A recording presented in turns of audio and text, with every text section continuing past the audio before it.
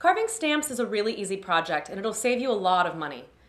Stamps like this cost $30 to $40 sometimes in a craft store, but a pink sheet of rubber by Speedball costs about $20, so you can get a lot out of this and it'll save you money.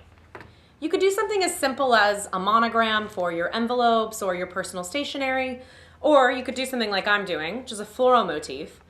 And you could use this on wedding invitations and then later on use it on your party favors, maybe use it in your wedding program. You could use it over and over and over again. So let's get started. Here's what you'll need.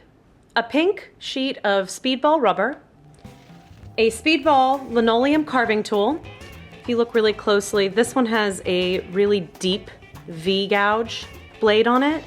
And I also have a very small liner to do detail work, a pencil, an X-Acto, and a printout of whatever motif that you want to carve. Print it the way you want to see it on the paper in the end. That goes for lettering, anything. The correct way, not backwards. The first step is to trace your design with pencil. Just go around every single edge until the whole thing is traced. Once the whole thing is traced, you're going to flip it over, hold it into place, and go over the whole thing with your pencil to transfer the design onto the rubber. When you're done, take it off.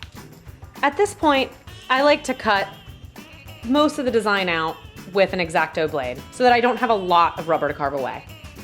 And then you put that away and you're ready to start carving. I like to start with the fine lining gouge and go around the entire design. Basically, you're just cutting away everything that you don't want to be printed. This could take a while. So sit down in front of a TV show or a movie and carve everything away. Once you've gone around the whole design with the smaller liner cutter, then you want to take out larger chunks of the rubber in between these smaller areas with something larger like a V-gouge, like the largest V-gouge. So just go in and start chunking away at the bigger areas that you don't want in your design. Once you're done cutting away all of the larger areas, I like to then just use my X-Acto blade to go around the design instead of wasting a lot of time taking away, these edge pieces here. So I just go around. It also helps later on when you're flipping the stamp over to do a good line up on your paper so you know exactly what the shape is. Once you've cut away all of the excess around your design, it's a good idea to go ahead and test it out. Make sure that you've carved away everything you need to. With larger stamps, I actually like to ink upside down like this. Nice and coated. Flip. And press. It looks like there's a couple areas in here that I could carve away some more, maybe around the petals, but that's easy. It's easy to fix.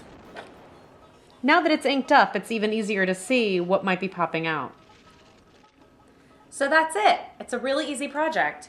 I used mine to make personal stationery. I used a rounded edge cutter. This is my favorite tool. If you don't have one, you really should. It's called a crocodile corner chomper. You can do a 1/2 inch rounded edge or 1/4 inch rounded edge. And then I stamped my stamp onto envelopes as well so that it's just matching. Cute.